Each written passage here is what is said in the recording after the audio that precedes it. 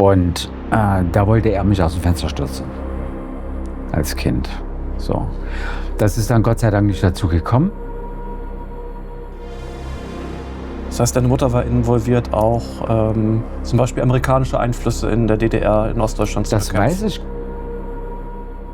Die gesagt haben, naja, eigentlich müssten wir sie erschießen, aber da die Todesstrafe in der DDR nicht mehr gestattet ist.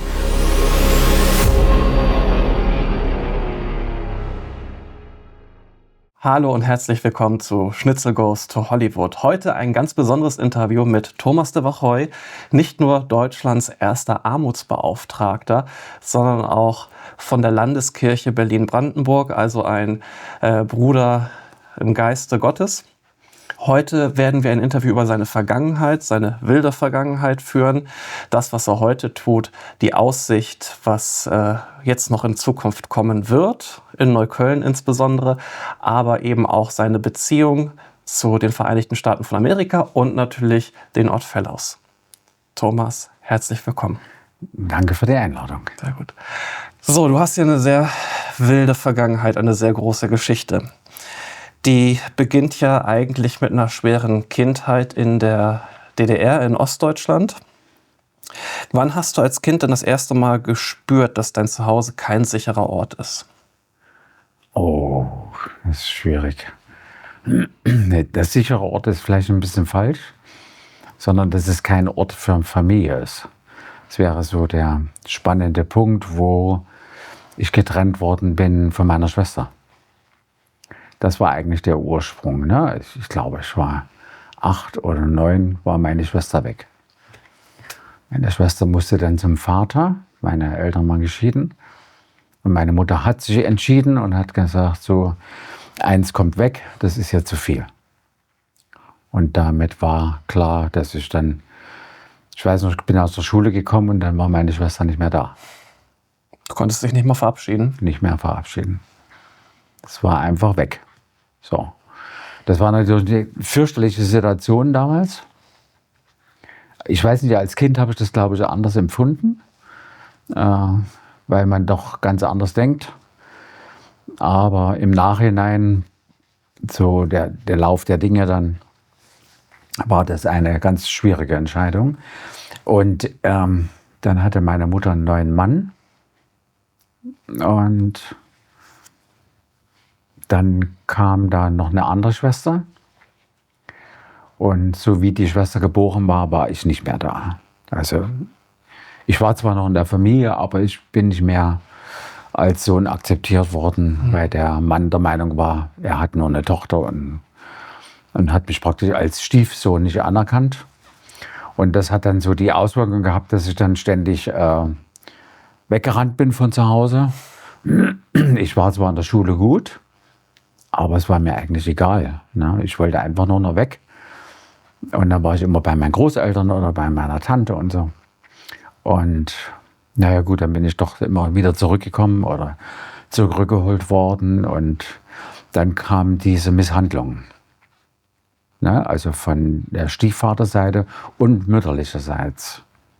So, ich kann mich noch einmal erinnern, wir haben sehr hoch gewohnt. Das war ein Pflegeheim, wo wir oben drüber gewohnt haben, die ganze Etage. Weil meine Mutter war ja da die Oberschwester. Und da wollte er mich aus dem Fenster stürzen.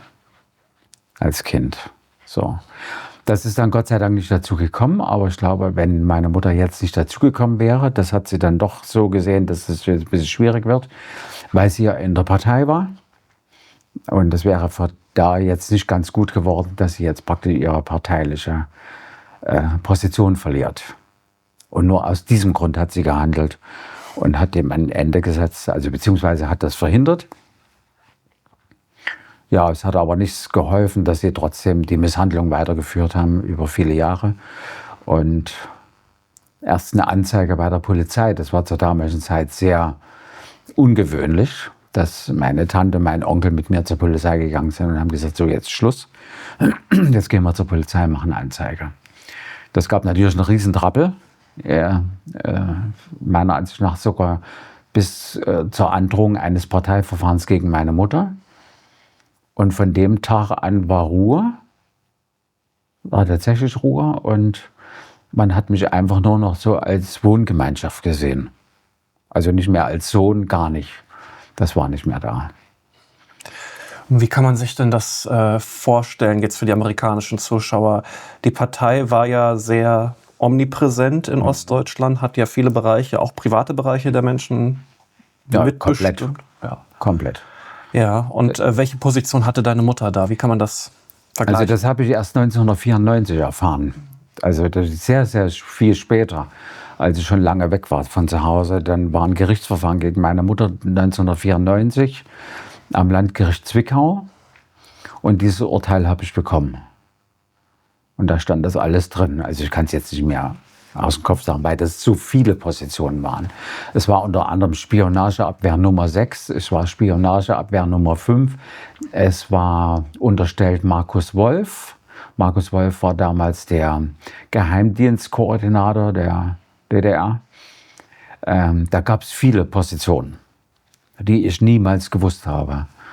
Also auf der einen Seite die Position als Oberschwester, auf der anderen Seite diese Parteiposition, die wir nie erfahren haben als Kinder. Also wenn das 1994 nicht in der Bild-Zeitung gestanden hätte, dieses Urteil, dann hätte ich das nie erfahren. Wow. Das heißt, deine Mutter war involviert auch zum Beispiel amerikanische Einflüsse in der DDR, in Ostdeutschland zu bekämpfen? Das weiß ich gar nicht. Natürlich kapitalistische Einflüsse zu bekämpfen, und sie war ganz eng mit der russischen Garnison verbunden. Sehr eng, und meiner Ansicht nach, also wenn ich jetzt nicht Falsches sage, hat sie wohl mit dem Kommandeur öfters Kaffee getrunken. Ohne jetzt darauf weiter einzugehen. Ja, ich verstehe. Ja. Das ist natürlich, da ist man natürlich tief drin, auch wenn man das gar nicht wahrnimmt, wahrscheinlich von deiner Seite. Ich glaube, als Kind und Jugendlicher nimmt man das nicht wahr. Man weiß, dass man weg will, und ich bin ja mit 16 auch weg von zu Hause und bin dann ins Internat gekommen nach Chemnitz. Und da war ich auch ganz glücklich drüber, dass ich endlich weg bin aus diesem ganzen Irrsinn. Ja, weil meine kleine Schwester, die war omnipräsent in der Familie, aber nicht ich. Und das Einzige, was mich immer verbunden hat, waren meine Großeltern. Weil die Großeltern immer auf meiner Seite standen. Ja, die mir auch, sagen wir mal so, das Leben erklärt haben.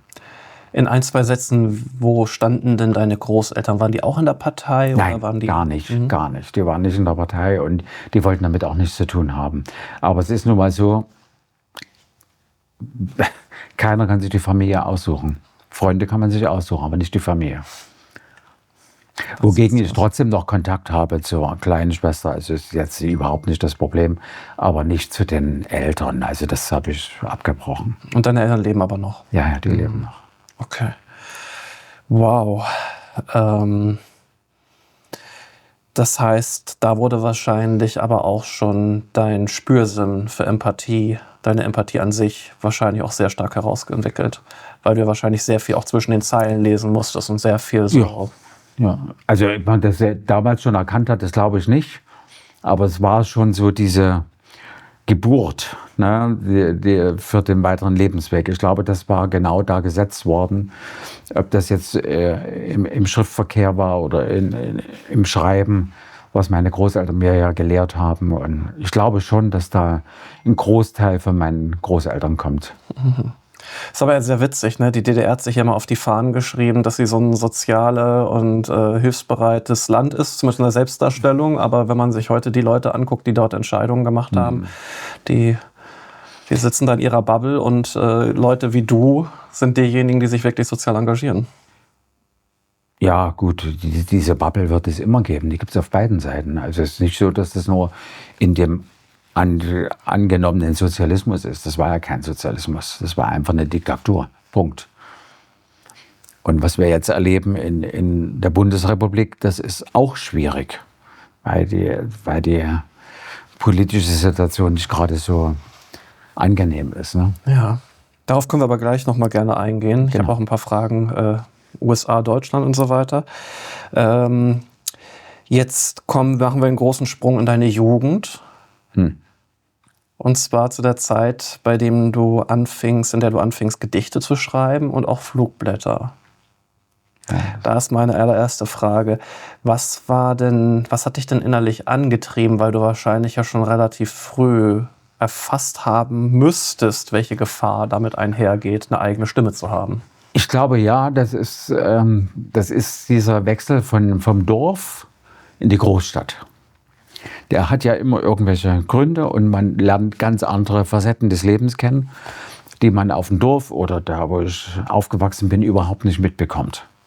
Aber in der Großstadt sieht das Leben anders aus. Ja, und als ich in die Lehre gegangen bin, als ich in eine Krankenpflegelehre gegangen bin, habe ich so einige Situationen miterlebt. Also 1978, ich hatte es, glaube ich, im letzten Interview im Deutschlandfunk auch schon mal erzählt, wo praktisch ein Streik stattgefunden hat von Arbeitern einer großen Maschinenfabrik, Fritz-Heckert-Werke in Chemnitz. Und da war ein großer Streik von den Arbeitern, die 20% Investgeld haben wollten, ihres Lohns. Und dieser Streik ist massivst unterdrückt worden, beziehungsweise mit Gewalt. Von der russischen Seite aus Chemnitz und von der deutschen Seite natürlich auch, also von der DDR-Seite. Und diese Verletzten, die praktisch verletzt wurden, kamen zu uns in die Klinik. Und wir durften uns nicht mit denen unterhalten, auch nicht als Krankenpfleger. Das war uns verboten worden. Ich habe das aber nicht gemacht, weil ich bin so, wie ich bin. Und ich musste das einfach rauskriegen. Und dann kamen so einige Sachen raus, wo ich gedacht habe, das kann alles nicht sein. Was haben mir denn meine Eltern beigebracht? Der Sozialismus ist das überhaupt das Beste, was es gibt auf dieser Welt. Sicher haben wir nicht leiden müssen. Wir haben nicht hungern müssen. Gar nichts. Null. Wir hatten auch alles, es war alles okay, aber wir wussten nicht, warum wir das hatten. Ja, und in meiner Klasse, in meiner Schulklasse, war jetzt niemand, wo ich hätte sagen können, da wäre mir schon mal was aufgefallen. Also das war schon irgendwie alles so eine Bubble, wie man heute sagt. Ne? Ja. Für mich war es eine Blase. So. Und in Chemnitz ist mir das aufgefallen und dann ist irgendwie ein Jugendfacher auf mich zugekommen. Mit dem hatte ich mich angefreundet. Und dieser Jugendfacher, der hat mir so einiges erzählt, wie denn das Leben wirklich ist. Und dann fing das eigentlich an, dass ich ihm gesagt habe, das glaube ich ihm nicht. Weil er gesagt hat, es gibt Arbeitslose, es gibt Berufsverbote, es gibt Menschen, die haben Hunger. In Chemnitz, das konnte ich mir überhaupt nicht vorstellen, ne? Dass es überhaupt sowas gibt. Weil man ja aus dieser Blase herauskommt und man muss sich erst mal freischwimmen. Ja, und das war so der Weg dann, dass ich mich mit dem Pfarrer dann mehrmals getroffen habe. Ich habe einen Freund in der russischen Garnison gehabt, einen Major.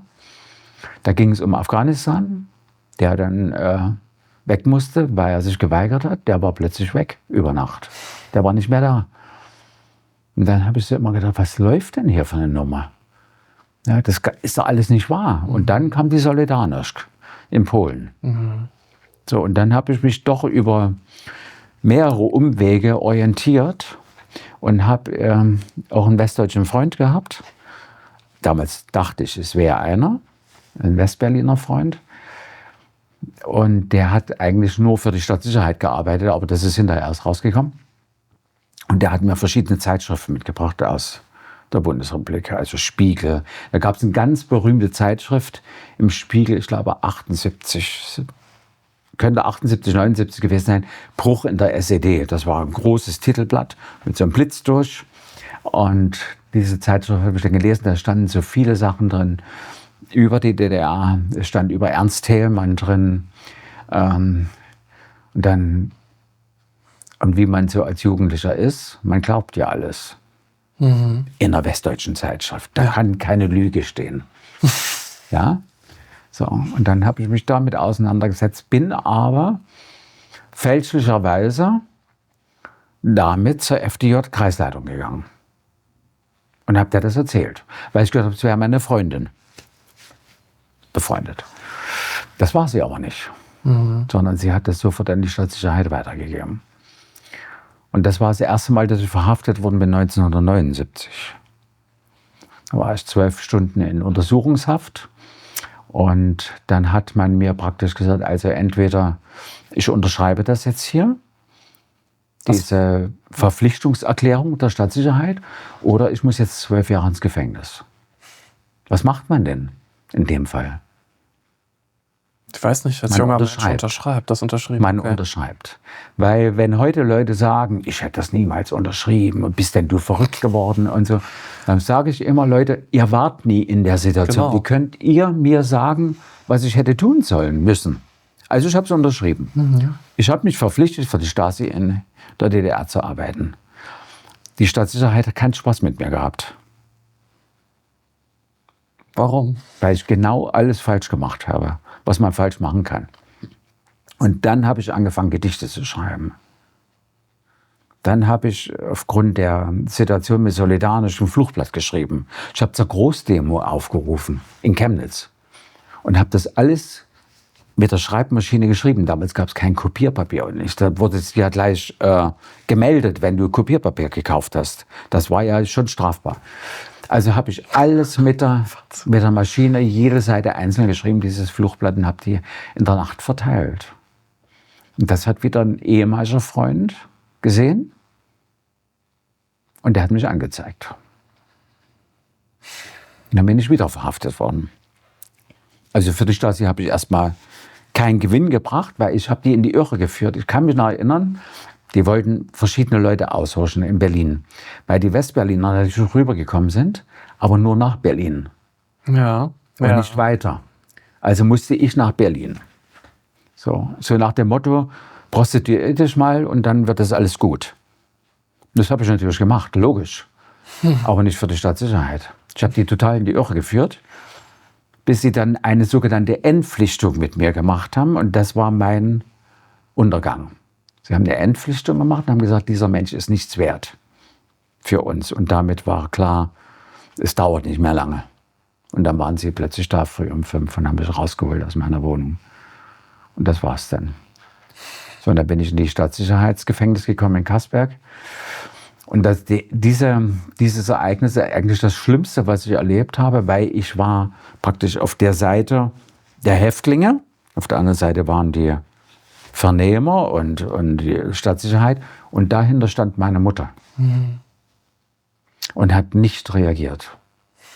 Die hat mich nicht mehr angeguckt. Sie hat nur gesagt, weg. Und damit war es erledigt. Und damit war das Urteil klar. Und ich kann mich noch an das Urteil erinnern. Der Richter hatte 8 Jahre verlangt und es war Oberrichter Frommholt, damals von Chemnitz, mit dem Staatsanwalt Kaiser. Das vergesse ich nie, die beiden, die gesagt haben, naja, eigentlich müssten wir sie erschießen, aber da die Todesstrafe in der DDR nicht mehr gestattet ist, müssen sie eben länger ins Gefängnis. Und das war die Antwort. Es ging nicht mehr um das Urteil, es war vollkommen irrsinnig. Mhm. Also was man mir vorgeworfen hat, ich habe das Urteil, ja, Staatsverleumdung, Spionage gegen die Bruderländer, ja, Landesverrat. Also ich weiß gar nicht, wie viel, es waren 6 oder 7 Positionen. So bin ich verurteilt worden und dann zu 6 Jahren im Zuchthaus. Ja, das war eigentlich so, wo ich das gar nicht verstanden habe. Ich habe es nicht verstanden, was da gerade passiert. Und ich hatte mich mit meiner Freundin Margot Friedlander unterhalten, die ja letztes Jahr verstorben ist, mit der war ich ja lange befreundet. Und die hat immer zu mir gesagt, wie hast du das geschafft, die 6 Jahre? Und ich habe dann zu Margot gesagt, wie hast du das geschafft? Da hat sie zu mir gesagt, pass mal auf, ich war nicht mal ein Jahr im KZ. Mhm. Du warst 6 Jahre weggesperrt und du wusstest überhaupt nicht, ob du wieder rauskommst. Weil politische Häftlinge waren nichts wert, gar nichts. Ja. Also ein Dreifachmörder war mehr wert als ein politischer Häftling. So, ich habe mich aber durchgebissen, trotz alledem. Ich habe die ziemlich geärgert und so. Und habe dann im Knast aus lauter Boshaftigkeit einen Antrag auf die Partei gestellt. Ich möchte jetzt in die Partei eintreten. Es war nicht mehr lustig dann. Nein. Weil das haben die schon so gewertet, wie ich es auch gewertet habe. Sehr boshaft. Und darunter hatte ich auch ziemlich zu leiden. Ziemlich zu leiden. Und ich wusste nicht, dass ich diese 6 Jahre überstehe. Das wusste man nicht. Mhm. Man schaltet ab. Margot hat mir das Gleiche gesagt, weil ich immer gesagt habe, ich weiß gar nicht, wie ich das formulieren soll. Weißt du, hat sie gesagt, man schaltet ab. Man existiert, aber man lebt nicht mehr, Ja. sondern man existiert nur noch. Nicht in der Hoffnung, dass man wieder rauskommt. Diese Hoffnung ist komplett weg. Das ist total irre in dem Moment. Ja. Du wirst lachen. Ich habe eine Frage vorbereitet, die zielt darauf ab. Am Ende ist es Wahnsinn, was ich hier alles erfahre. Das geht ja viel tiefer als das Interview. Genau. Wahnsinn.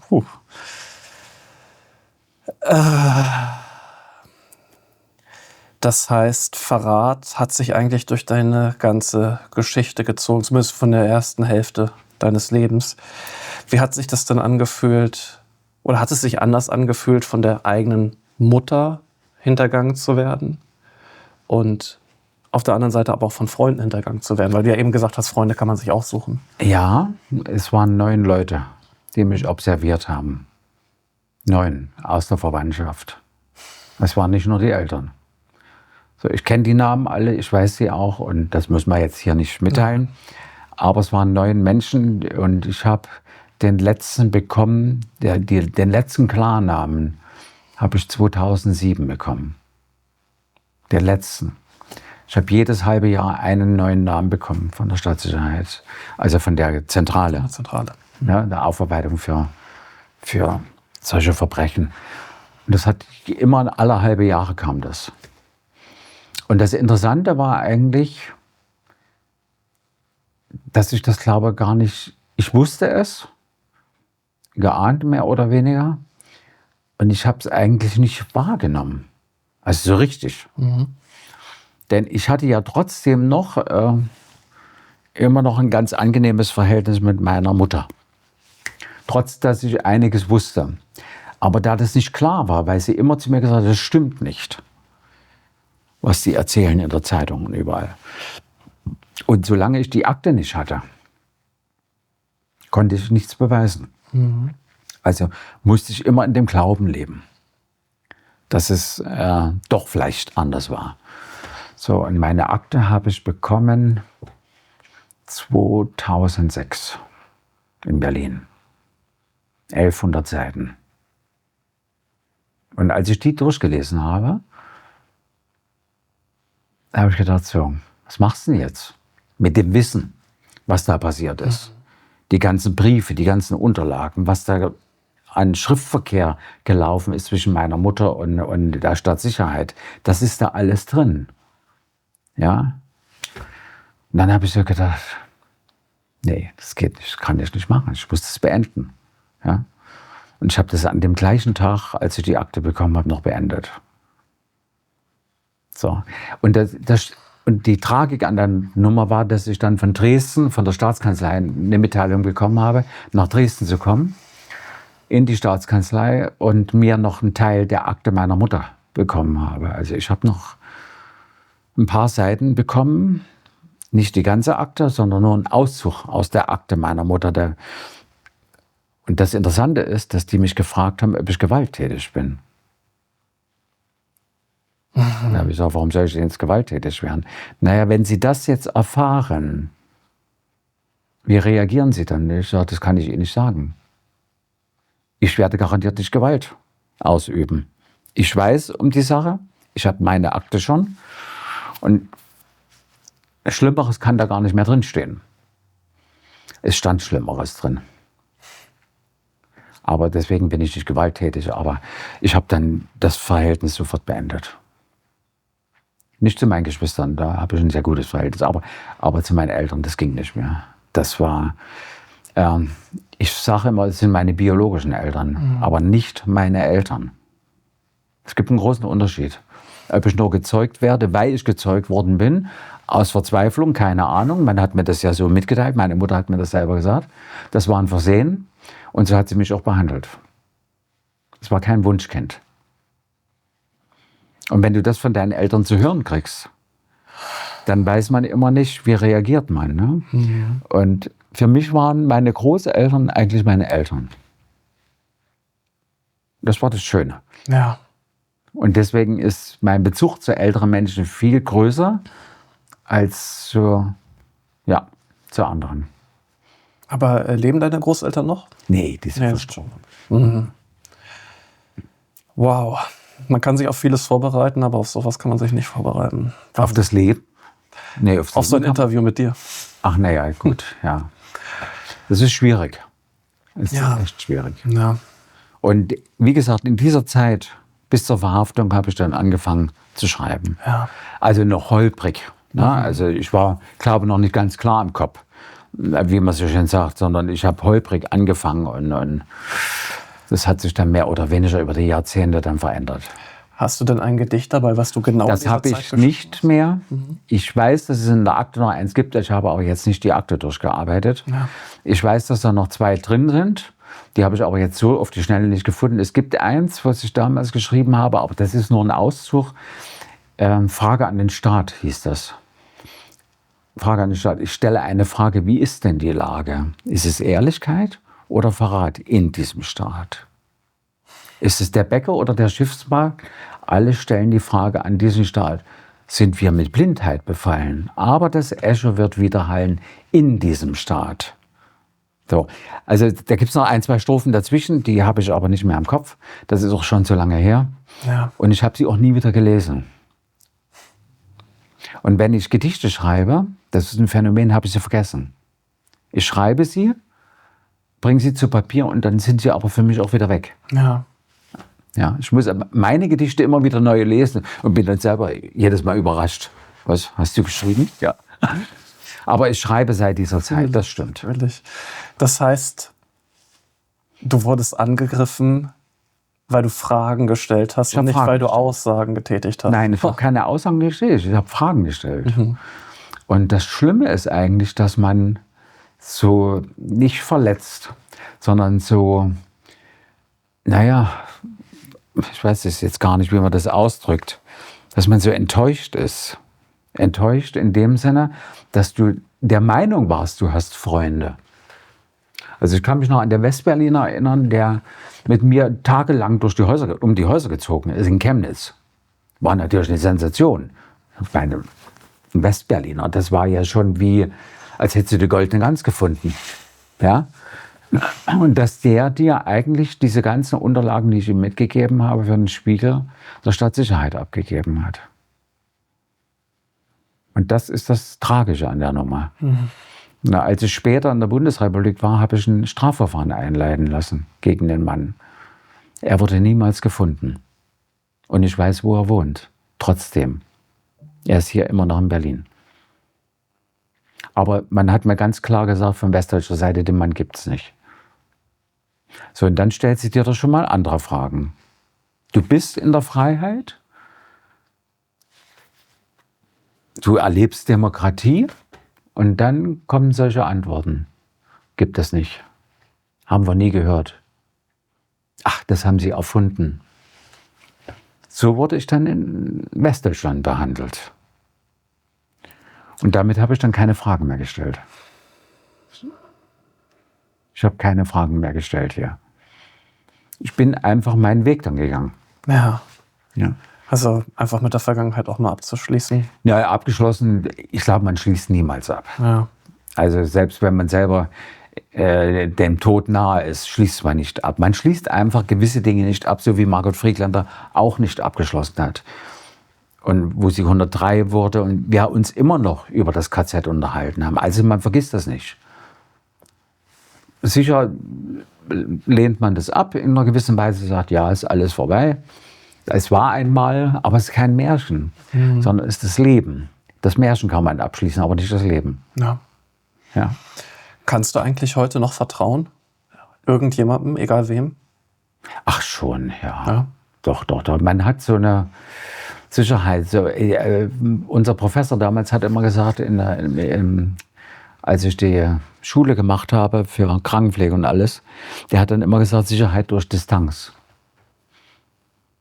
Immer distanziert bleiben. Man kann Freunde haben, hat man auch. Aber man muss gut überlegen, vertraut man ihnen oder vertraut man ihnen nicht. Ja, hier im Orden kann ich jedem vertrauen. Da muss ich mir keine Gedanken machen. Aber das wahre Leben ist anders, als man sich das vorstellt. Und das weiß jeder selber auch. Man kann 20 Jahre vertrauen und dann kommt Einbruch. Ja. Ja, also, und das sind die Situationen, die ich durchaus schon mehrmals erlebt habe, aber jetzt nicht so, dass ich daran verzweifelt bin, sondern dann sage ich mir, dann bin ich doch ein echter Wassermann und beende das dann. Ich glaube, wir haben mehr gemeinsam, als wir gerade uns gerade. Das weiß ich nicht. Ich habe so ein Gefühl, kommt da gerade hoch. Aber da hast du was Interessantes gesagt mit Westdeutschland und mit der Freiheit. Und ich habe ja die Theorie nach 40 Jahren in diesem Land oder 35 Jahren in diesem Land aufgestellt, dass es ja, sag ich mal, ein kulturelles Problem bei den Deutschen, wenn man das jetzt über einen Kamm scheren darf, ist. Wenn du jetzt sagst, du hast ähnliche Erfahrungen auch in Westdeutschland gemacht, wie mit dir umgegangen wurde, kannst du das bestätigen oder hast du da eine andere Sicht drauf? Nee, ich glaube so, das wäre sehr radikal. So eine Sicht ist echt radikal, weil sie den Ursprung nicht erfasst. Also von der DDR nach Westdeutschland ist ein großer Schritt, ist ein Kulturschock. Ja. Das ist es einfach. Aber gut, wenn du jetzt nochmal die USA nimmst, ist das ja nochmal ein größerer Kulturschock. Richtig. Ich kenne die USA nur mittlerweile auch ein bisschen. Also es ist schon ein Kulturschock gewesen zwischen beiden Ländern, obwohl sie beide deutsch sind. Obwohl das nur nicht mal 40 Jahre eine Trennung gab. Nicht mal. In der 1000-jährigen Geschichte.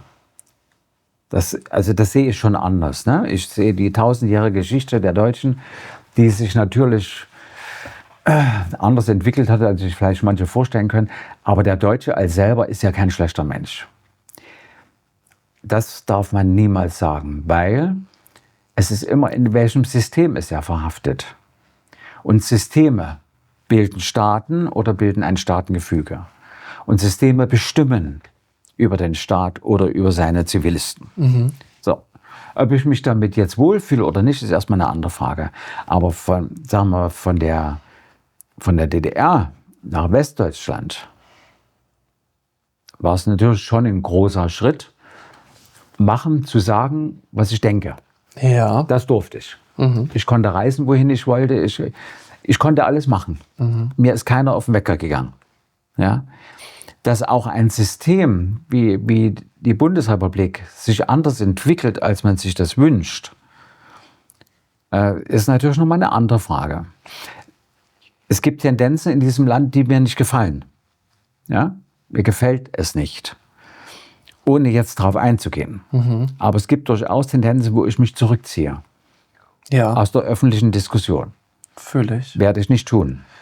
Weil ich genau weiß, ich möchte jetzt keinen Krach und ich möchte jetzt keinen Krieg mit irgendwelchen Menschen haben. Da ist mir meine Energie zu kostbar. Weil ich habe einen anderen Auftrag, als mich darüber aufzuregen, was der Nachbar macht oder was gerade die Behörde oder das Amt macht. Man kann es aber kritisieren, das kann man. Und das sollte man auch. Das aber muss man. Nicht in einer Wertung. Ja. Das machen viele falsch in der Bundesrepublik. Viele Menschen werten die Person hinter dem Amt. Das ist falsch. Das Amt ist durch eine Person besetzt, das ist klar. Es gibt eine klare Gesetzesgrundlage. Nur auf dieser Gesetzesgrundlage kann ich Kritik üben. Ja, aber ich werde niemals die Person angreifen, die dieses Amt ausführt. Ja. Weil ich den Hintergrund kenne. Warum ist die Person dort? Oder warum sitzt da eben der Finanzbeamte oder sonst dergleichen? Die machen nur ihren Job. Das ist eine ganz klare Anweisung, so wie ich als Krankenpfleger oder als Heimleiter oder jetzt als Armutsbeauftragter. Ich mache meinen Job, aber ich mag meinen Job. Und das ist der große Unterschied. Ich sehe den Job nicht als Job an, weil ich jetzt davon leben muss, sondern jeder Beruf ist eigentlich eine Berufung. Daher kommt es eigentlich. Und das vermisse ich bei vielen. Und deswegen werde ich niemals werden. Ich werde auch keine Politiker bewerten, die eine politische Entscheidung fällen müssen oder sie durchdrücken müssen. Aber ich kann durchaus kritisieren, diese Entscheidung kann ich kritisieren, die aber von einer ganz anderen Stelle kommt, vom Gesetzgeber. Das verstehe ich und damit sind wir, glaube ich, beide d'accord. Jetzt driften wir natürlich komplett ab, aber finde ich gut. Sowas mag ich. Ich versuche dir ganz kurz in kurzen Worten zu sagen, was mein bisheriger Wissensstand ist und ich hoffe, dass ich widerlegt werde. Das ist meine große Hoffnung. Wenn du ganz, ganz viele Menschen hast in Deutschland, verschiedener Couleur, verschiedener kultureller Hintergründe, verschiedener ich muss mal kurz hier. Ein Glas Wasser nehmen? Ja, selbstverständlich. Verschiedene lokale, auch Traditionen. Wir reden jetzt von 1848, jetzt mal konkret. Du hast also wirklich dort einen sehr bunten Flickenteppich. Und da gibt es halt Leute von Preußen, die einen gewissen kulturellen Hintergrund haben, oder jetzt auf der ganz anderen Gegenseite die Baden, die einen ganz, ganz anderen kulturellen Hintergrund haben. Und da gab es diesen Versuch 1848, 49, wo die Deutschen sich selbst eine Verfassung geben wollten, sich selbst einen Staat bilden wollten, sich selbst die Einheit geben wollten, aus welchen Gründen auch immer. Das ist ja auch unterschiedlich gewesen in den verschiedenen Bereichen. Und jetzt dieser Versuch ist gescheitert. Viele dieser Menschen sind entweder hingerichtet worden oder in die USA geflohen. Das heißt, wenn du dir heute amerikanische Gesetze anguckst, haben die eine deutsche Handschrift teilweise, eine sehr tolle deutsche Handschrift. Und auf der anderen Seite, wenn die Preußen dann gewinnen, ich meine jetzt wirklich so diese 1848, 49 Preußen, die dann, ja, ich fasse das jetzt mal wirklich polemisch zusammen, nach oben buckeln, nach unten treten, in ganz Deutschland verbreiten, dann hast du natürlich in der Konsequenz auch, dass das Nazireich diese Mentalität mit durchzieht, und hast es in der DDR, dann hast es aber eben auch in Westdeutschland. Das heißt, dann kann man sagen, ja, das System prägt den Menschen, auch das System spült gewisse Leute nach oben oder unterdrückt andere Leute, je nachdem, wie du das siehst. Aber die kulturelle Resignation ist ja quasi schon einprogrammiert. Zumindest ist das meine These, warum ich mich in Deutschland zum Beispiel gar nicht wohlfühle. Egal, ob das jetzt hier Kommunismus, die freiste Form des Kapitalismus oder eben Nazireich wäre. Oh, das ist jetzt schwierig, weil wir glaube, der kulturelle Zusammenhang ist ja ganz anders. Okay. Aus der tausendjährigen Geschichte, wenn man das mal verfolgt. Ich bin so bei Martin Luther stehen geblieben. Man sagt mir heute, ich bin Lutheraner, so fühle ich mich. Sehr gut. So fühle ich mich, aber man sagt mir auch, ja, Martin Luther war ja ein Antisemit. Bist du wahnsinnig? Wie kannst du so einen Menschen vertreten? Ja. Genau. Luft holen, nicht diskutieren. 500 Jahre her. Die Entwicklung des Menschen ist ein bisschen anders. Und da ich sehr lange im Ausland war, habe ich Rassismus kennengelernt. Im Ausland, nicht in Deutschland. Ich bin noch nie angegangen worden, hier im Land, von Menschen, die jetzt rassistisch sind, die jetzt homophob sind oder sonst dergleichen. Noch niemals. Das habe ich bis jetzt noch nicht erlebt. Und ich denke mal, das hängt auch ein bisschen damit zusammen, dass doch die Bildungsmisere, die wir haben eine Bildungsmisere, dass da irgendwas nicht mehr stimmt im Gefüge. Ich merke das ja selber, wenn ich jetzt Unterricht gebe in Schulen, also über das Thema Armut und Migration, dass die Kids teilweise gar nicht mehr wissen, wovon ich spreche.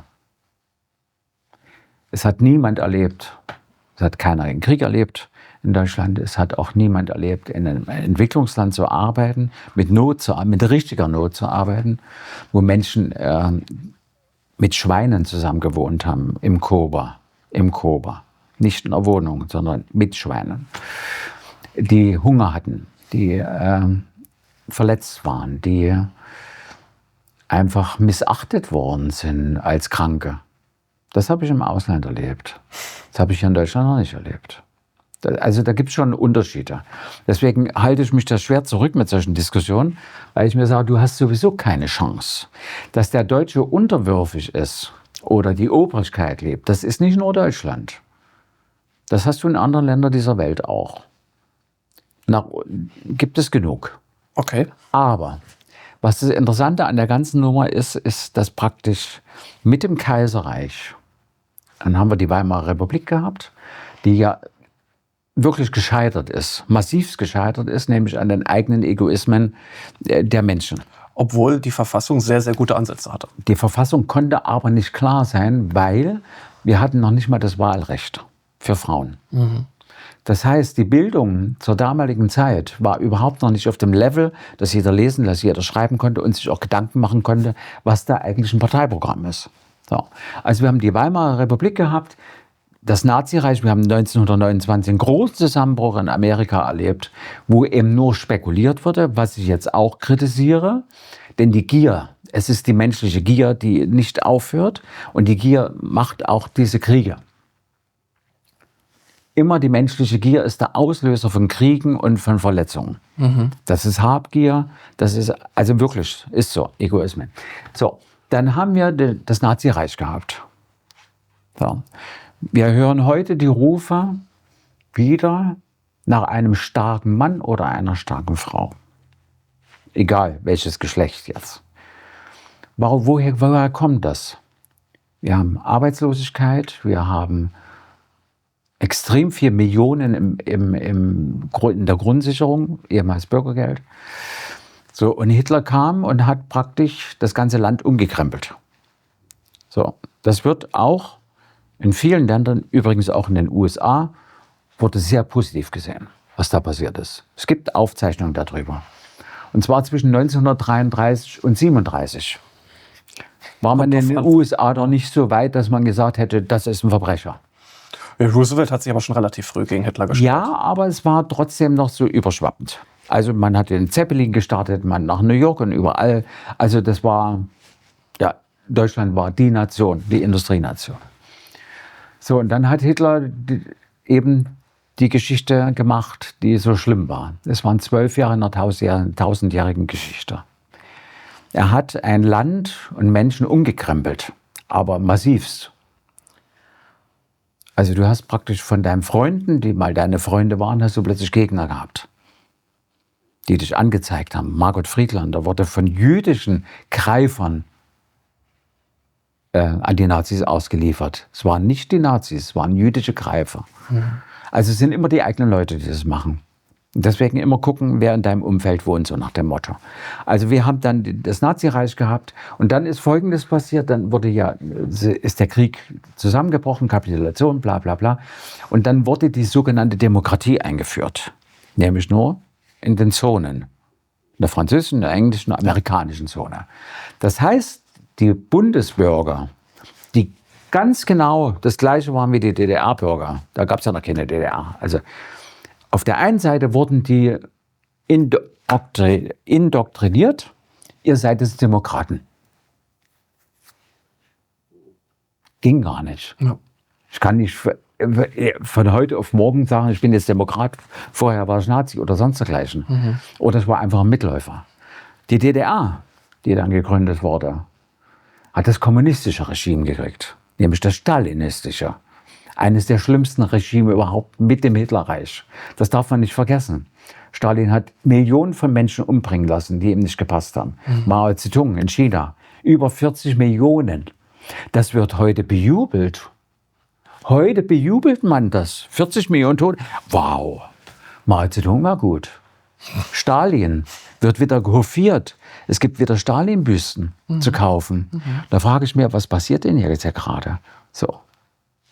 Genau. Also heißt, die DDR-Bürger wurden von einem Regime ins nächste geführt. Und ich habe 2012 einen Film drehen lassen mit einer alten Dame. Der Film heißt Wieder das Vergessen. Die 5 Jahre in Sachsenhausen war, nach 1945. In der Schule haben wir gelernt, die KZs sind befreit worden. Wir wussten nicht, dass ein Großteil der KZs weiterlief, und zwar 5 Jahre weiter. Ja, ja. Sachsenhausen. Es war so erschreckend für mich, dieser Film. Also ich war ja dabei bei dem Filmprojekt. Und die alte Dame hat das nicht mal ihren Kindern erzählt. Die wussten das nicht. Ich habe die Filmpremiere ja dann miterlebt und da waren die Kinder dabei, was da rauskam. Diese halbe Stunde Dokumentarfilm war schlimmer, als wenn du 5 Stunden im Film guckst. Ja? Und dann, ich wusste das nicht. Dass nämlich die Kommunisten, also sie nannten sich ja Kommunisten, und die russische Besatzungszone weitergemordet haben. Das gleiche Prinzip wie die Nazis. Sie haben es nur weitergeführt. Und es gab einen Spruch in der DDR, aus den Roten wird braun. Wie ist das gemeint? Ja, aus den Roten wird braun. Also aus Kommunisten, die können sich so schnell verändern, dass sie Faschisten werden. Aus Rot macht braun. So kenne ich das Sprichwort noch.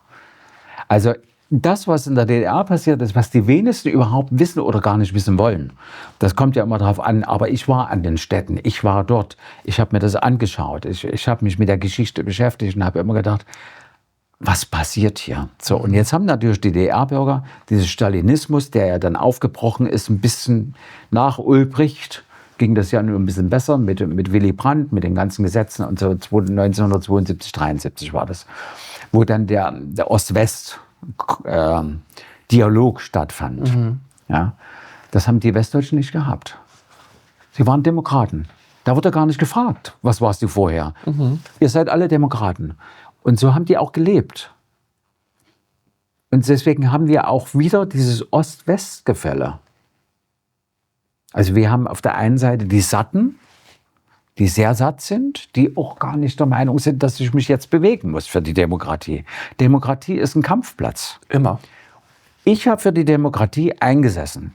Ich bin für die Demokratie und ich kämpfe auch weiter dafür. Aber ich sehe im Laufe dieser Zeit, dass wir immer weniger werden, die das machen. Wir sind vielleicht noch Millionen. Vielleicht sind wir in 10 Jahren nur noch 1000.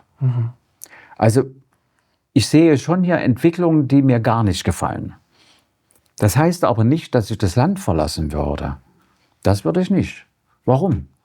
Wenn alle das Land verlassen würden, die was verändern wollen oder wegschauen, dann wird das Land genau, das wird so passieren. Wenn alle wegrennen, dann sind noch die da, die den Wohlstandsschlaf haben. Na gut, aber die immer da geblieben sind in der deutschen Geschichte, sei es jetzt 1848, sei es 1933, sei es auch eben in den Zeiten danach, die wirklich für die Demokratie eingestanden haben, die erkämpft haben, haben in Deutschland in der Regel immer mit ihrem Leben bezahlt. Und es ist nicht dazu gekommen, dass sie sich durchgesetzt haben. Sagen wir mal so, es wird heute keiner erschossen. Also so ist es ja noch nicht. Also man muss dann schon ein bisschen die Waage halten. Darum geht es doch gar nicht. Ich will nur damit sagen, ich werde das Land nicht verlassen, wenn mir was nicht passt. Sondern ich werde es sagen. Ob ich damit gut fahre oder nicht, ist jetzt nochmal eine ganz andere Nummer. Aber ich habe eine andere Erfahrung gemacht. Ich habe fürchterliches Leid miterlebt. Sei es im Knast oder sei es im Kosovo. Fürchterliches Leid. Was sich kaum jemand vorstellen kann. Und deswegen sage ich mir, ich würde niemals weggehen. Sondern ich erhebe meine Stimme dafür. Anders. Das habe ich vorhin mit der Wertung gemeint. Ich werte nicht den Menschen, der jetzt in der Situation ist, weil ich diese Menschen kenne. Weil ich war in dieser Situation. Wie reagiere ich jetzt? Ist mein Leben in Gefahr? Was muss ich jetzt tun? Unterschrift. Was ich vorhin gesagt habe. Ich muss unterschreiben, um zu überleben. Konnte aber dann anders reagieren. Ja, verstehe. Und deswegen bleibe ich auch so. Aber hattest du in deinem Leben mal das Gefühl, dass du, sag ich mal, du hast eine Gruppe von Menschen und wenn diese Menschen anfangen zu reden, dann fühlst du dich total elektrifiziert und plötzlich ist alles möglich und plötzlich ist alles... plötzlich fühlst du sowas wie Heimat und Zuhause. Nein. Und auf der anderen Seite, du hast eine Gruppe von Menschen und wenn du bei denen bist, du fühlst dich die ganze Zeit deplatziert, du fässt dich bei jedem zweiten Wort, was diese Menschen sagen, an den Kopf und denkst so, das ist ja exakt das Gegenteil von dem, was ich jetzt denken oder tun würde. Genau diese Gruppe. Aber ich habe beides erlebt. Aber ich habe die andere Gruppe nicht erlebt. Okay. Komischerweise, ich erlebe sie nicht. Weil ich glaube, der Vorteil ist, wenn man... Es sind ja 12 Jahre meines Lebens anders verlaufen als im normalen Leben. Also sprich 6 Jahre Zuchthaus, 6 Jahre Kosovo und Albanien. Eine ganz andere Nummer. Das sind 12 Jahre, wo du, glaube ich, lernst, anders zu sein. Du kannst relativ schnell rauskriegen, welche Gruppe dir jetzt gefährlich wird und welche nicht. Aus der Gruppe kann ich ausscheren, ich kann mich abschalten.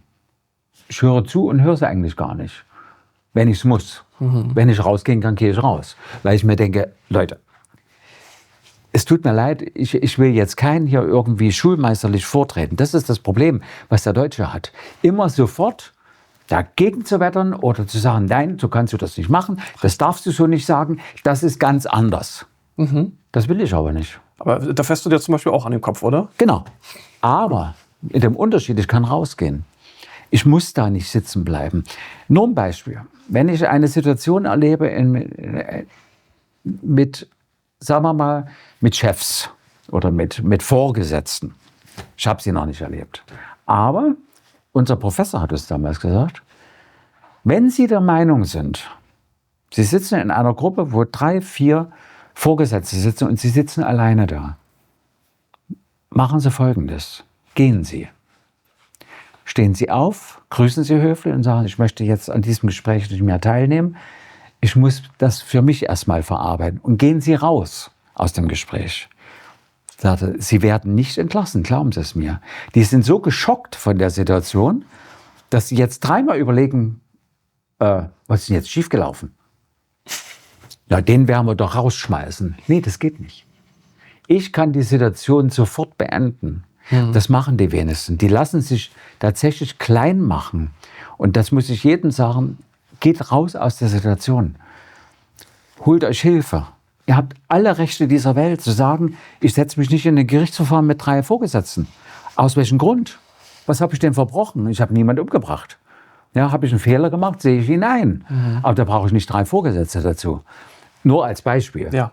Und so ist es auch in der Politik. Ich kann die Situation verlassen. Und ich habe noch nie eine Gruppe gehabt, wo ich jetzt, wow, was passiert jetzt hier? Ja, kommen jetzt die Aliens? Werden wir jetzt gerettet? Das wird nicht passieren. Ich habe das schon in mehreren Gruppen erlebt. Das sind auch religiöse Gruppen gewesen, zum Beispiel eine jüdische Gemeinde in Beverly Hills. Und ich habe die auch gefragt. Ich habe gefragt, Leute, ich fühle mich hier gerade, als ob ich auf Kokain wäre. Ich habe noch nie Koks genommen, aber ich fühle mich gerade so dermaßen. Dann bist du empfänglich. Dass wirklich alle Tore, und es haben sich alle Tore geöffnet. Das ist ja das Unheimliche, dass ich habe gebetet, ich habe gebetet jeden Tag, ich habe gebetet darum, dass Wunder passieren, dass ich eine Bestätigung bekomme, dass das der richtige Weg ist, und diese Wunder sind eingetreten. Die sind wirklich passiert. Und auf der anderen Seite hier in Deutschland ist es halt, wie du vorhin gesagt hast, ich existiere hier, aber ich stumpfe mich so dermaßen ab, dass ich nichts davon mitbekomme, was hier eigentlich passiert. Das ist ein großer Fehler, weil die Abstumpfung ist ja nun nicht gerade lebenswert. Überhaupt nicht. Nein, genau. Also ich habe ja nun viele Länder dieser Welt gesehen und ich war, glaube knapp ein Vierteljahr in den USA zur damaligen Zeit. In welcher Region? Fort Lauderdale, Miami. So. Und habe für mich entschieden, ich wollte eigentlich in die Bronzenklinik in Fort Lauderdale, wollte ich arbeiten. Hatte ich mir so vorgestellt. Und dann habe ich so in dieser Zeit Menschen kennengelernt, die sowas von oberflächlich waren. Du bist ja sofort Freund. Also du kennst in 3 Stunden schon, bist du, also wenn er dir nicht gerade einen Heiratsantrag macht, so nach dem Motto, was ich erlebt habe. Ja. Und hinterher habe ich dann gedacht, nee, das gefällt dir ja alles nicht. Ja. Also für mich, meine Entscheidung war, ich bin zu sehr deutsch.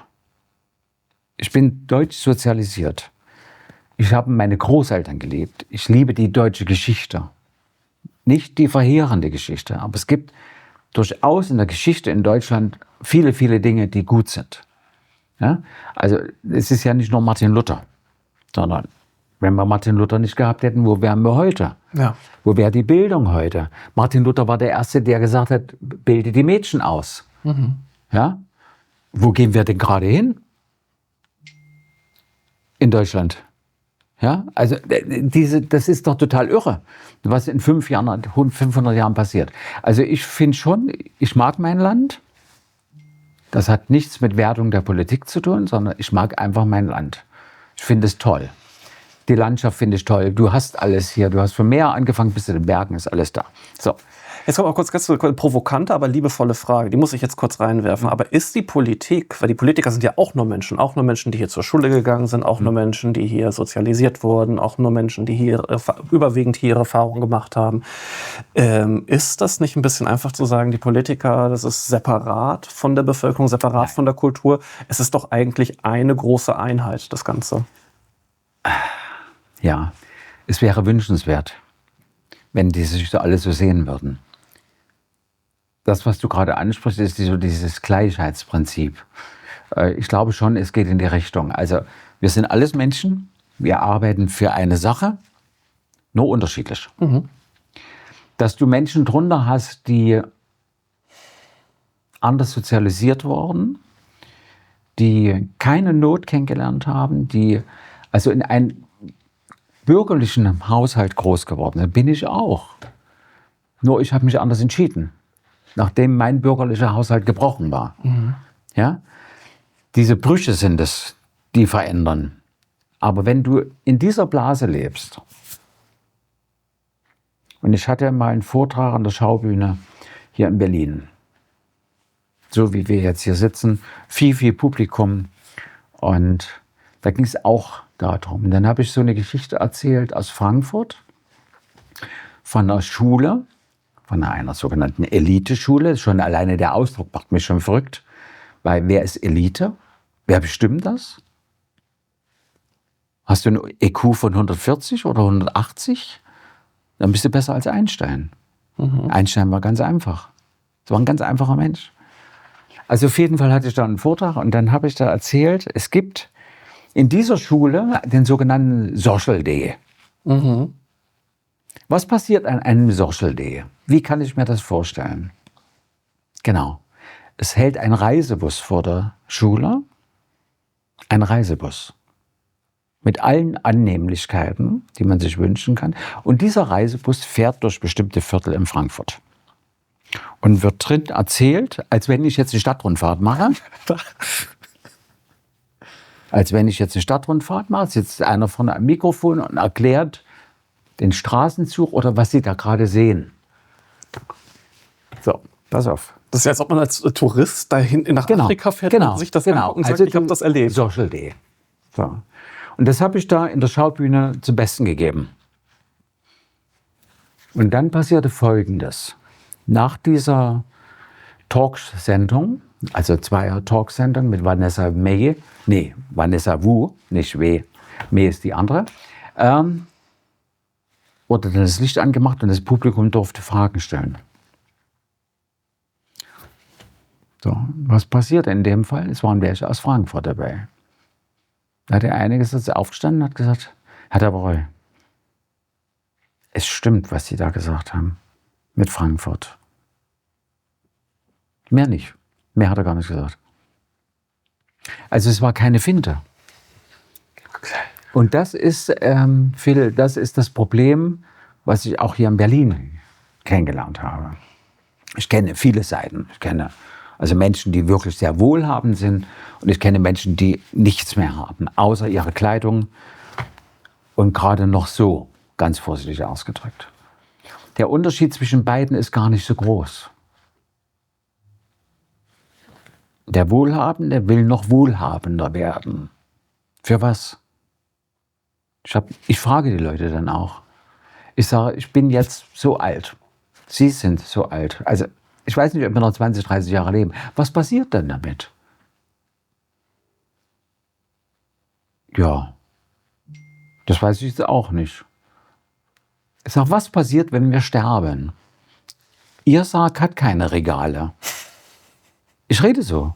Das ist aber nicht böse gemeint. Ich sage, ich lasse mich verbrennen. Ich möchte gar nicht mehr nirgendwo erscheinen. Ich möchte irgendwo in die Wiese. Ich möchte das einfach nicht. Ja, aber man muss doch im Leben was schaffen. Was schafft man denn?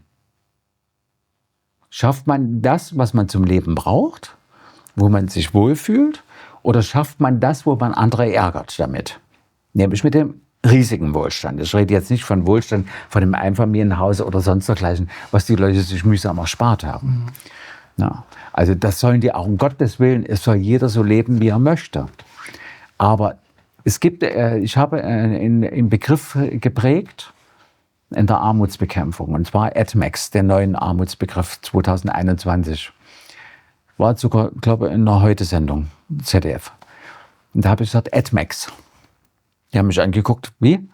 AdMax heißt das. Ja, was heißt denn das? Ad, das A für Armut, und dann Max, materiell, emotional, krankheitsbedingt, sozial. Weil wir haben einen großen Fehler gemacht in Deutschland. Wir haben immer materielle und krankheitsbedingte Armut gesehen. Niemals die andere. Ja. Wir haben keine soziale Armut gesehen. Wir haben auch keine emotionale Armut gesehen. Und die soziale Armut, die ist am größten bei uns. Und das betrifft sehr reiche Menschen, auch hier in dem Ort, wo wir uns gerade befinden. die sehr, sehr arm sind, weil sie sich Freunde kaufen müssen. Sonst haben sie niemand. Und je älter man wird, umso schwieriger wird es auch, ne? Weil ja viele, viele wegsterben aus den Freundeskreisen, was wir ja schon erleben. Und dann wird der Kreis immer kleiner. So, und zum Schluss sind vielleicht noch 2 da. Ja, die soziale Armut hängt nämlich damit zusammen, es gab so den Ausdruck, die sozial Schwachen. Kennst du bestimmt. Überall in den Zeitungen und im Fernsehen hat man das gemacht. Und ich habe mich dagegen aufgelehnt, gegen diesen Begriff. Ich habe das im RBB gesagt, in der Abendschau, und ich habe das in Interviews gesagt, in Zeitschriften. Sozial schwach ist derjenige, der die Menschen diskriminiert, die in Not sind. Der ist sozial schwach. Nicht der da liegt, krank ist oder wirklich in Not ist. Der ist doch nicht sozial schwach. Woher nehmen Sie das? So, dann gucken Sie sich ganz groß an und sagen, Sie haben recht. Und ich muss ein großes Lob an Berlin aussprechen. Dieser Begriff taucht nirgendwo mehr auf hier. Also ich habe ihn sehr, sehr lange nicht mehr erlebt. Also weder in Zeitschriften noch sonst irgendwo. Sondern man muss da einfach mal überlegen, was man da gerade erzählt. Sozial schwach, was ist das? Genauso ärgert mich dieser Begriff prekär. Ich weiß gar nicht, wer diesen Begriff geprägt hat. Das Prekariat. Was für ein Mist. Ich wollte jetzt gerade ein anderes Wort sagen. Aber was für ein Mist muss in dem Gehirn arbeiten, um solche Ausdrücke zu erfinden? Ja. Grundsätzlich sind es erstmal alles Menschen. Dass sie unterschiedlich leben, auch so. Dass sie unterschiedliche Bildung haben, auch so. Aber ich als Staat habe eine Verantwortung, dass es meinen Mitmenschen und meinen Bürgern oder Bürgerinnen gut geht. Ohne Diskussion. So. Und dann kann ich nicht anfangen, eine sogenannte Klassengesellschaft wieder zu bilden. Das gab es übrigens in der DDR auch. Es war nicht so, dass es das nicht gab. Ja. Das gab es da genauso im Sozialismus. Da gibt es die Elite, die man geprägt hat. Ne? Damals war es Wandlitz oder Strausberg oder wie die ganzen Ortschaften heißen. Ja? Wo die Menschen gewohnt haben, die sich gegenüber dem Mob. Ne? Die haben sich abgegrenzt. Das geht nicht. Ich bin dafür, dass jeder Mensch gleich ist. Und du kennst mich, und wir kennen uns ja lange schon, dass ich sowas nicht akzeptiere. Ich kann doch, wenn ich jetzt einen Menschen auf der Straße, wenn der mich drücken will oder wenn der mit mir sprechen will oder so wie gestern auch bei der Veranstaltung, es ist doch vollkommen egal, dann mache ich es doch. Manche sagen zu mir, du stinkst hinterher. Ja und? Ich kann mich waschen. Die Leute können sich aber nicht waschen, weil sie nichts haben zum Waschen. Ja. Weil sie sich auf dem Friedhof in dieser Taverne waschen müssen. Weil sie nirgendwo reingelassen werden. Das ist doch unser Problem. Es sind alles Menschen. Jeder ist geboren, wie wir auch. Wir sind nie gefragt worden, ob wir geboren werden wollen. Und ich finde interessant, dass es gerade so eine Diskussion um einen Typen gibt. Ich verfolge das einfach, der jetzt Klage erhoben hat gegen seine Geburt. Und ich bin gespannt, was da rauskommt. Das ist, wir lachen jetzt drüber. Ja, es ist ein interessanter Gedanke einfach nur. Aber ich bin nie gefragt worden, ob ich überhaupt auf dieser Welt möchte. Vielleicht wollte ich das gar nicht. Und genauso ist auch nie gefragt worden in dem Kriegsgebiet, ob da Kinder geboren werden wollen. Ich habe sie gesehen im Kosovo. Es werden immer Kinder geboren, zwischen den Ruinen. Aber die Kinder wurden nie gefragt. Das Leid, wir sind doch diejenigen, die das Leid fabrizieren. Wir versuchen dagegen zu gehen. Also wir versuchen zu kämpfen, damit dieses Leid eben nicht existiert oder dass es zumindest ein bisschen gelindert wird. Ja. Aber ich finde schon, dass der Staat und seine Institutionen durchaus hier ganz anders agieren muss. Wir als Kirche oder ich als evangelischer Christ, uns ist Nächstenliebe in die Muttermilch eingeführt. Ja. Wogegen ich das nicht hatte, sondern ich bin erst 1987 bin ich getauft worden in Bayreuth. Weil ich das entscheiden durfte in dem Fall. Ich durfte es vorher nicht entscheiden. Ich habe mich taufen lassen. Und zwar nachdem ich in die Bundesrepublik gekommen bin. Und zwar sofort. Und ich war frei. Das war meine Freiheit. Das ist der große Unterschied. Und ich muss da nicht, dass es Nächstenliebe, es gibt ja so immer die Diskussion um die Gutmenschen und und ich habe selber schon Diskussionen, auch in Berlin. Je mehr du machst, Tee- und Wärmestube Plus, umso mehr kommen. Ja. Nee, falsch. Ist das nicht so? Nein. Wie? Ich muss größer bauen, weil es so viele sind. Wenn ich gar kein Haus habe, kommt doch keiner, die in Not sind. Aber wir haben Tausende von Menschen in Not. Und da ist natürlich die Tee- und Wärmestube Plus ein kleiner Teil davon, die das abfängt. Und wenn wir viele in Bezirken hätten, würden sie vieles abfangen. Aber es ist doch nicht die Aufgabe der Kirche oder der evangelischen oder der katholischen Kirche. Wir sind dann nicht der Armutsbeauftragte des Staates. Das sind wir nicht. Aber Ja. wir haben die Nächstenliebe und wir haben das Christentum und daran halten wir uns. Und Jesus hat ja selber gesagt, geh immer zu dem, der nichts hat, nicht zu dem, der genug hat. Geh zu dem und hol ihn da raus. So, also das nochmal so als Grundbegriff. Deswegen nochmal kurz darauf zurückzukommen, ich werde immer für dieses Land eintreten und einfach für meine Sache eintreten, den Menschen zu helfen. Wenn ich das kann, mache ich das auch und das mache ich so lange, wie ich es kann. Wenn ich nicht mehr in der Lage bin, müssen es andere übernehmen. Ja. Das muss man einfach auch ganz klar sagen. Dann verbanne ich jetzt mal hier die Fragen, weil ich eigentlich ich finde das gerade viel interessanter, worüber wir sprechen. Dann meine ganz konkrete Frage und jetzt ein bisschen provokant natürlich absichtlich.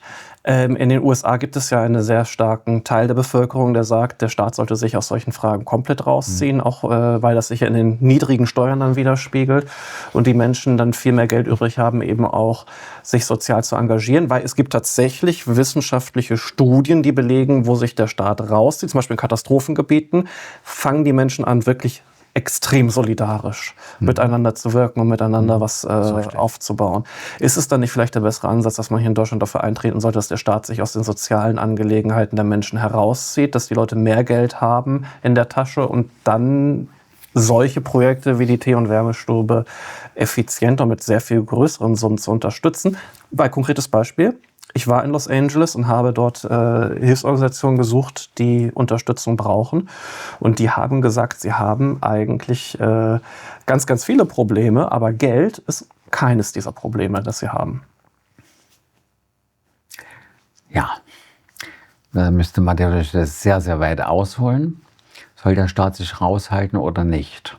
Ich meine, das ist ja sehr liberal, das Raushalten. Tatsächlich müsste man der Wirtschaft mehr Freiheit geben. Da sehe ich gerade so ein bisschen Problematiken. Aber das hängt auch global zusammen, weil wir uns im globalen System ja auch angeordnet haben. Das war früher nicht, wo die Globalisierung noch nicht so fortgeschritten war, wo es auch die EU in der Erweiterung noch nicht gab.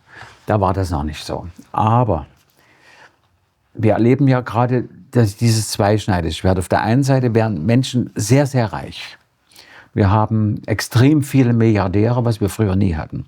Es war früher wie, als hättest du ein Einhorn gesehen.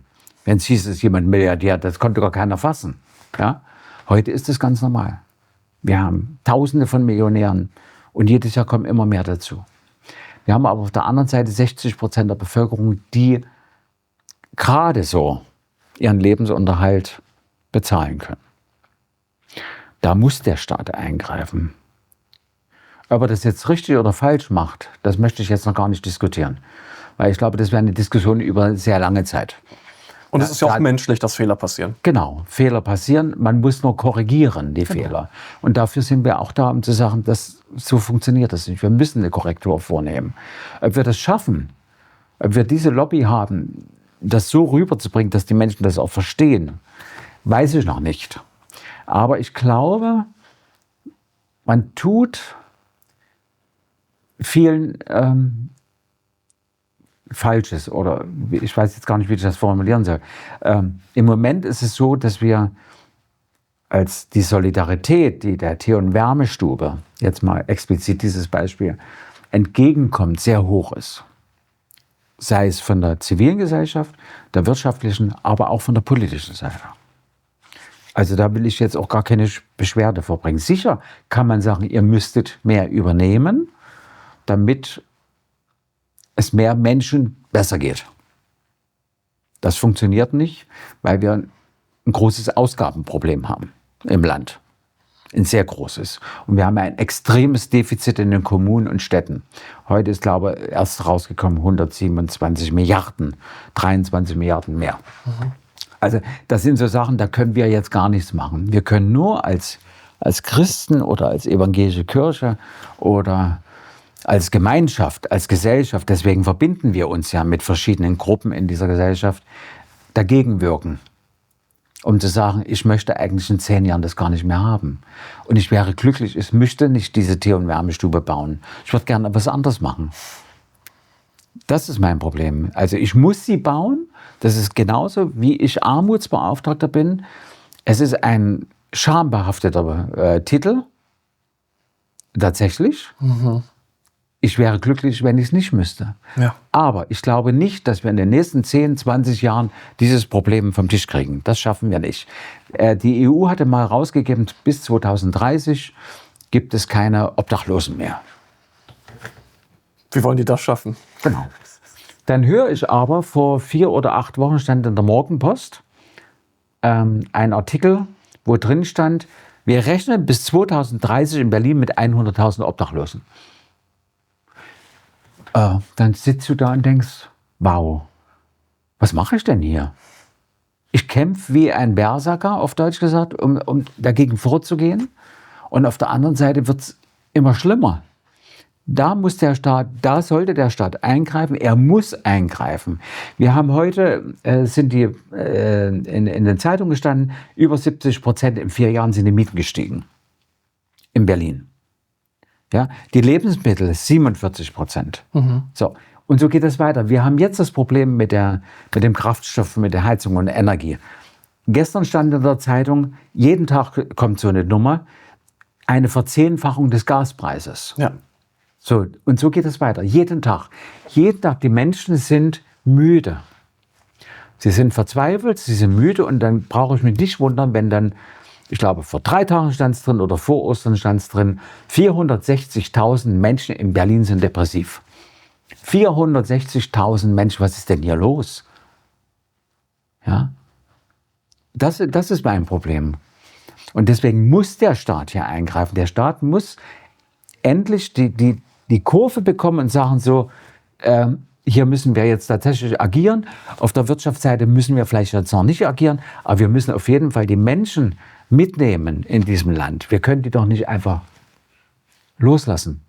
So nach dem Motto, ihr habt euer eigenes Schicksal zu wählen. Ja. Es wird schon irgendeine Gruppe von der Gesellschaft geben, die euch hilft. Das ist nicht der Weg und das möchte ich auch nicht. Und deswegen bin ich Armutsbeauftragter. Und das nichts. Danke für deine tolle Arbeit. So.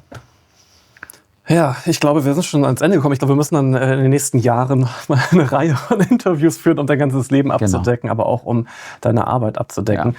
Ich habe dir mal das erste Buch noch mitgebracht. Ich glaube, das hattest du schon. Das habe ich schon bekommen. Aber das war das erste. Oh, das ist aber lieb. Danke dir. Ja. Aber noch nicht gehen. Ich habe noch eine Frage. Ach so, ich dachte, wir wären durch. Nee, eine Frage habe ich noch. Ach so, weil die Waffen da unten. Genau. Die haben wir heute. Danke dir für das Buch. Das werde ich mir in Ruhe durchlesen. Das war das erste. Ja. Genau. Eine letzte Frage habe ich, und zwar stelle ich meinen Interviewpartnern am Ende immer noch eine persönliche Frage, weil auch ich kämpfe sehr stark mit Depressionen, insbesondere seitdem ich wieder nach Deutschland zurück musste, auch durch Verrat und Hintergehen von engsten Freunden, die ich als meine Familie früher mal bezeichnet habe. Auch diese Abstumpfung hatten wir kurz mal eben angesprochen und auch eben die Tatsache, dass ich von zu Hause abgehauen bin mit meinem Bobbycar in der Hoffnung, nach Amerika zu kommen als 5-Jähriger, obwohl ich nicht wusste, dass da ein Atlantik zwischen ist. Ja. Trotzdem habe ich es versucht und auch die Konsequenzen zu spüren bekommen vom Dorf und von den Eltern. Gibt es von dir einen Ratschlag, wie man in einer Situation, in der man äußerst den Lebensmut auch irgendwie verloren hat, wieder Schönheit und Hoffnung und also was würdest du zum Beispiel, ich frage es mal anders, was würdest du deinem früheren Ich raten, das im Gefängnis war, anders zu tun mit dem heutigen Wissen, als es damals wirklich in diesem Gefängnis war. Weil, und ich meine das nicht im Sinne von einem Fakt, aber ich fühle mich von der emotionalen Ebene her dir sehr verbunden, auch weil ich die deutsche Phase wieder, wo ich jetzt hier bin, auch als Gefängnis empfinde. Für mich gibt es eigentlich da ganz wenig. Nur eine Situation. Ich hatte mir, seitdem ich in der Bundesrepublik bin, einen Beichtvater gesucht. Das war mein Weg. Ich bin nicht in Depressionen verfallen. Ich bin nicht zerbrochen an dem, was ich erlebt habe. Ich hatte immer jemand an meiner Seite, den ich anrufen konnte. Oder wir uns getroffen haben. Das habe ich bis nach Berlin geschafft. Und vor 3 Jahren ist mein Beichtvater hier gestorben. Ich sage einfach Beichtvater, weil es war eine unglaubliche Vertrauensperson für mich, die aber nirgendwo aufgetaucht ist. Aber ich konnte immer mit ihm sprechen. Ich konnte verschiedene Situationen durchspielen mit ihm, ob ich falsch liege oder richtig liege. Ich meine, auch er hat Fehler. Sicher, es gibt keinen, der nur alles weiß. Aber es hat funktioniert. Und ich bin nie in Depressionen verfallen. Nie. Ich habe immer den Weg gefunden, habe das für mich entschieden und habe dann gesagt, so, die Nacht schlafe ich drüber oder bete drüber, wie auch immer. Ich war sehr oft in der Kirche alleine. Das mache ich heute noch, dass ich mich alleine in die Kirche reinsetze, ohne dass irgendjemand dabei ist. Oder jemand irgendwo im Hintergrund ist. Das reicht mir. Es hat funktioniert. Und das war immer mein Weg. Und deswegen konnte ich die 6 Jahre Kosovo genauso überstehen. Und es ging. Und dieses Leid oder diese schweren Erfahrungen, die man als Vertrauensverlust nimmt, aus dem Freundeskreis oder wie auch immer, die habe ich nicht mehr. Das konnte ich tatsächlich so ablegen, dass ich das zwar für mich entschieden habe, dass das jetzt ganz schlimm ist eigentlich, was da gerade passiert, aber ich habe mich nie verloren da drin. Okay. Nie. Sondern ich habe das sofort abgeschlossen. Und zwar schlagartig. Indem ich sage, da bin ich ein Wassermann. Der Wassermann kann das, glaube ich. Er ist liebenswert und nett, wie man das nur immer so behauptet. Aber du kannst auch ganz schnell eine Situation abbrechen, die dir nicht mehr gut tut. Ja, also diese sogenannten Energievampire, die dir die Energie rausziehen. Das gibt es wirklich. Das ist jetzt nicht... Es gibt toxische Beziehungen, die muss man beenden mit Gegengift. Und das Gegengift ist lächeln und gehen lassen. Ignorieren. Das ist schlimmer. Für denjenigen, nicht für mich. Also tatsächlich jemand suchen, einen Beichtvater oder wen auch immer, als wirkliche enge Vertrauensperson, der auch tatsächlich geschult ist. Und Pfarrer sind geschult. Der Großteil. Und ich habe das große Glück gehabt, dass ich 3 Stück hatte bis jetzt, die mir diesen ganzen Weg von in der Bundesrepublik seit 1987 bis jetzt, das sind nur fast ganze Auszeichnung, 40 Jahre. Wahnsinn. Und es funktioniert. Ja. Dann danke ich dir ganz recht herzlich für das Interview, auch für den Ratschlag ganz am Ende. Wenn ihr noch weitere Fragen an Thomas habt, die ich ihm beim nächsten Mal stellen soll oder die ich ihm vielleicht auch weiterleiten darf, wenn die kommen, schreibt sie gerne in die Kommentare. Vergesst nicht, die zu abonnieren, den Daumen nach oben und die Glocke zu aktivieren. Und wir sehen uns beim nächsten Mal. Danke dir, Thomas. Ich danke auch. Schnitzel goes to